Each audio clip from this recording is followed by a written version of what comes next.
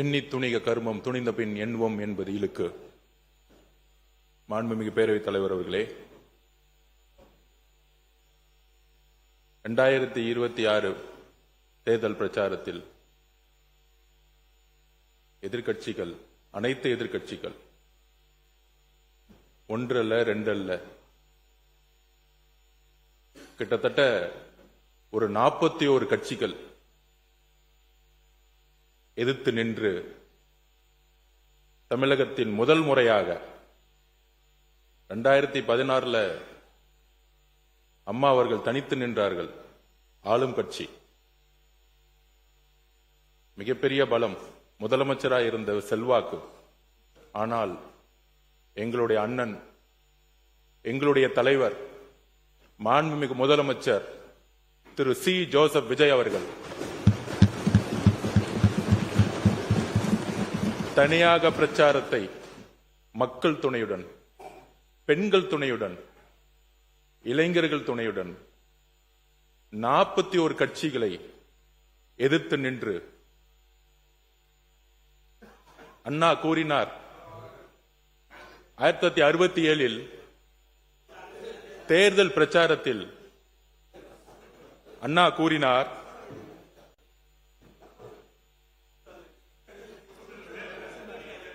எந்த குறுக்கீடும் அனுமதிக்க முடியாது. பதில் உரைக்கு பிறகு மணி 4:18 ஆயிடுச்சு. முடிந்த பிறகு என்ன வேணா பதில் சொல்ல தயாராக இருக்கிறார். அவர்கள் கூர்ந்து பேச அனுமதியுங்க. எங்கள் தலைவர் பிரச்சாரத்தில் ஒரு கருத்தை கூறினார், நாங்கள் எப்படி வெற்றி பெறப் போகிறோம் என்று. 1967 அண்ணா கூறினார், அதே கேள்வி எங்களின் தலைவரிடம் பார்த்து கேட்கப்பட்டது, 2 வருஷத்துல கட்சி ஆரம்பிச்சு ஆளுங்கட்சி ஆயிடுவீங்களா? எடுத்த உடனே முதலமைச்சர் ஆயிடுவீங்களா? இந்த இளைஞர் கூட்டத்தை வச்சுக்கிட்டு நீங்க வந்து தேர்தலை ஜெயிச்சிடுவீங்களா? பூத் இருக்கா, கிளை இருக்கா, ஒன்றியம் இருக்கா, நகரம் இருக்கா, மாவட்ட செயலாளர் யாருன்னு தெரியுமா? இந்த கேள்விகள் கேட்கப்பட்டது. அண்ணா கூறினார் தன்னுடைய தேர்தல் பிரச்சாரத்தில், அண்ணாவுடைய தேர்தல் பிரச்சார வரலாற்றை இன்றைய அரசியல்வாதிகள் சரியாக இன்னும் படிக்கவில்லை. அண்ணா கட்சியை ஆரம்பிக்கும் பொழுது இருந்த கூட்டம் ஜென்சி கூட்டம். அன்னைக்கு திரு கலைஞர் கருணாநிதி அவர்களுக்கே வயது 26 தான்.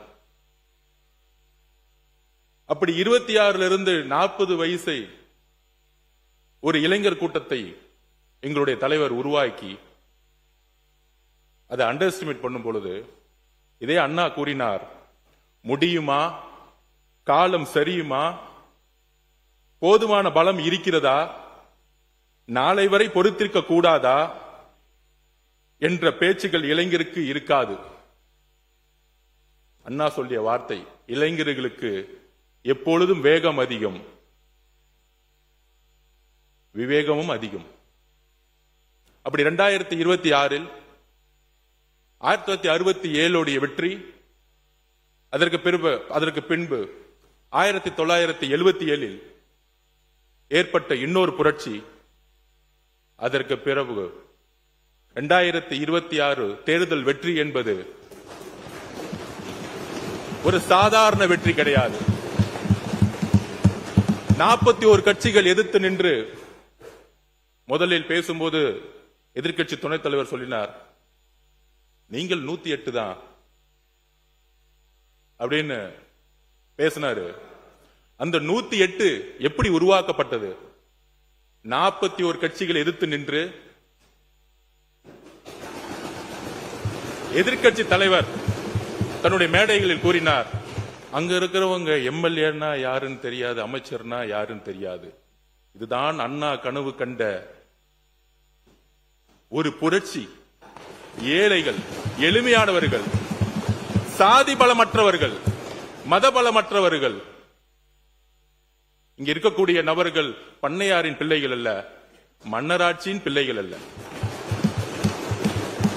எங்கள் பெயர் உங்களுக்கு தெரியாமல் இருக்கலாம், எங்களுடைய சாதி உங்களுக்கு தெரியாமல் இருக்கலாம், எங்களுடைய மதம் உங்களுக்கு தெரியாமல் இருக்கலாம். ஆனால் பெண்களுக்கும், இளைஞர்களுக்கும், ஏழைகளுக்கும் எங்களுடைய பெயர் தெரியும். அதனால்தான் நாங்கள் 108. அதனால்தான் 10 நாளில் நீங்கள் உருவாக்கிய 10 வருஷ கூட்டணி 10 நாளில் எங்களுடைய தலைவரை நோக்கி ஒரு ஜனநாயகத்தை உருவாக்கியது. இந்த ஆட்சியை உருவாக்கியது. மக்கள் ஏற்படுத்த தீர்ப்புக்கு தலைவணங்கி இடதுசாரி சிந்தனைகளை கொண்ட அனைத்து தோழர்களும், காங்கிரஸ், கம்யூனிஸ்ட், விசிகே, ஐஎம்எல் அனைத்து தோழர்களும் மக்கள் ஏற்படுத்திய வெற்றிக்கு தலைவணங்கி எங்களோடு கொள்கை அளவில் இந்த ஆட்சியில் பங்கு பெற்று முதல் முறையாக நாங்கள் உறுதி கூறுகிறோம், புரட்சியாளர் அம்பேத்கருடைய கனவு இந்த அவையில் முதல் முறையாக நிறைவேற்றப்பட்டது. 8 தலித் சகோதரர்கள் இன்று அமைச்சரவையில் இருக்கிறார்கள். பெரியார் கண்ட சமூக நீதி இங்கு நிறைவேற்றப்பட்டிருக்கிறது. அண்ணா கண்ட இளைஞர் கூட்டம் இங்கு உருவாக்கப்பட்டிருக்கிறது. இதுதான் தேர்தல் வெற்றி.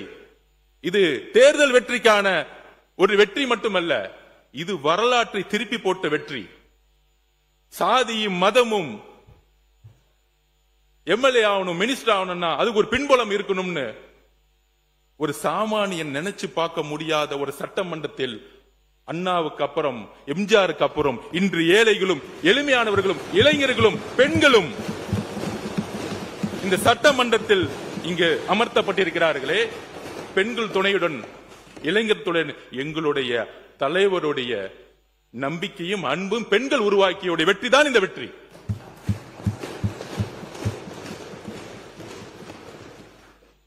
இது 108 அல்ல, 6 கோடி மக்களுடைய கனவு.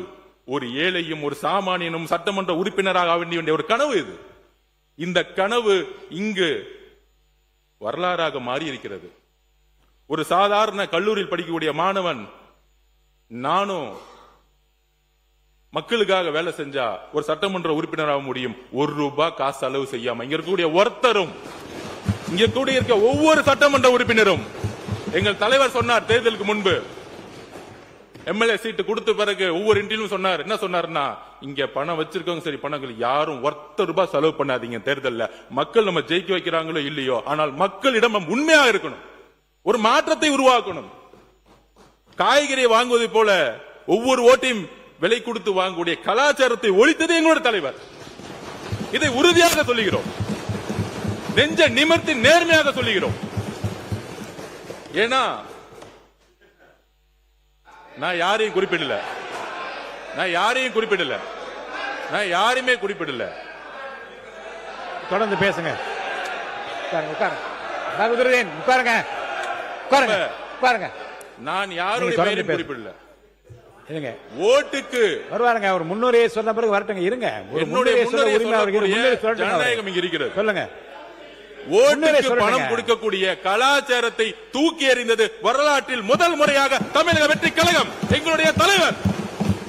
அதை உறுதியாக நாங்கள் இங்கே பதிவு செய்கிறோம். என்னுடைய முன்னுரையில் என்ன பேசணும் பேசலாம், எங்களுக்கும் அவை தெரியும். ஜனநாயகம் எப்படிதான் நான் பேசுறேன், அளவை நான் நிர்ணயிக்கிறேங்க. நீங்க பேசுங்க. இருங்க சார், நீங்க இருங்க. உட்காருப்பா, உட்காருங்க. அவங்கள உட்கார சொல்லுங்க, நம்மள உட்காருங்க. நான் யார பத்தியும் பேசலையே. தப்பு. நீங்க யார பத்தியும் பேசல.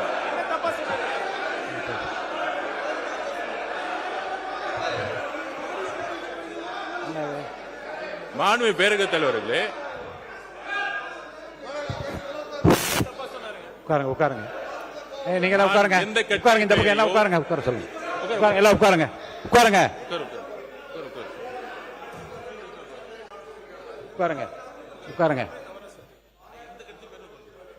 இருங்க, கொஞ்சம் இருங்க. நீங்க உட்காருங்க. நீங்க பேசுறது அனுமதிக்க முடியாது. உட்காருங்க. இருங்க. நீ பேசக்கூடாது, அப்படி பேசக்கூடாது. இருங்க. அதாவது இருங்க, கொஞ்சம் கவனிங்க.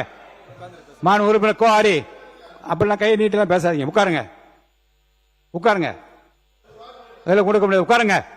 உட்காருங்கன்னா உட்காருங்க. நீங்க உட்காருங்க. என்ன உட்காருங்க. அது முன்னுரையாக இல்ல இருங்க சார், நான் என்ன பேசும்போது பேசாதீங்க, குறுக்க பேசாதீங்க. பொதுவாக மானிய கோரிக்கை வருகிற போது முன்னுரையாக ஏதாவது தெரிவிக்க விரும்பினால் தெரிவிக்கலாம் என்கிற போது தலைவரை வாழ்த்தியும் அந்த பொறுப்பை உணர்ந்தும் வார்த்தைகள் சொல்வது வழக்கம்தான். இப்போது இருக்கிற நிலைமை என்ன என்றால், காலம், உடல்நிலை, முன்னாள் முதலமைச்சர் சொன்னது போல் உடல்நிலை கருதி உங்களுடைய அந்த முன்னுரையை விரைவாக நீங்கள் முடித்துக்கொள்ள வேண்டும். சொல்லிட்டேன்ல, நானே சொல்லிட்டேனே, நான் அதை தான் நான் அதை உறுதியாக சொல்லியிருக்கிறேன். அவங்க முடிப்பாங்க. அமைதியார். என்னுடைய வார்த்தைகள் ஜனநாயக பூர்வமானது. நான் யாரையும் தனிப்பட்ட முறையில் இன்னொரு ரூலும் படிச்சிடறேன் உங்களுக்கு. என்ன, சில உறுப்பினர்கள் விதிப்படி நடக்கிறதா மரபணு என்ன கேட்கக்கூடாது. பேரவையின் விவாதத்திற்கு வரும் எப்பொருள் மீதேனும் நடைபெறும் விவாத உரைகளுக்கான கால வரம்பை பேரவை தலைவர் தான் நிர்ணயிக்கலாம். நான் சொல்றேன், விரைவாக முடித்துக் கொள்ளுங்கள் என்று நான் சொல்லி இருக்கிறேன். முடிப்பாங்க. இது இப்ப வேண்டாம், எந்த கேள்வி இப்ப அனுமதியில் நீங்க பதில் தொடங்க. இந்த வரலாற்று ரீதியான வெற்றிக்கு பிறகு இந்த 100 நாள், இந்த 100 நாளுடைய வெற்றி, முதலில் சமூக நீதி கணக்கெடுப்பு, சாதிவாரி கணக்கெடுப்பு. எத்தனையோ கட்சிகள் சமூக நீதி பத்தி பேசினாலும் எங்களுடைய தலைவர் தமிழக மக்களுடைய கனவை நிறைவேற்ற சமூக நீதி கணக்கெடுப்பை அறிவிப்பை வெளியிட்டிருக்கிறார். இது ஒரு வரலாறு. அது மக்கள் தொகை கணக்கெடுப்பு. சமூக நீதி கணக்கெடுப்புக்கும் மக்கள் தொகை கணக்கெடுப்பும் வித்தியாசம் தெரிஞ்சுக்கணும் சட்டமன்ற உறுப்பினர்களே.